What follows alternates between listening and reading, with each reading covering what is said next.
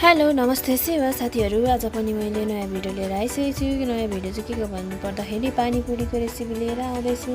आज चाहिँ हामी पानीपुरी घरमै बनाएर खाने भएकोले अनि बनाउँदैछु। म चाहिँ पुरीहरू फुलाइसकेँ अनि त्यहाँ किमाहरू बनाउनुलाई आलु तास्दैछु। म बुढोले यता प्याज काट्दै हुनुहुन्छ अनि किमाहरू अब बनाउनै लागे, त्यही भएर अनि रस पनि बनाउँदैछु। छोरा दुईजना यता बसिरहेछ, म चाहिँ रसहरू बनाउनु सकिनँ कि।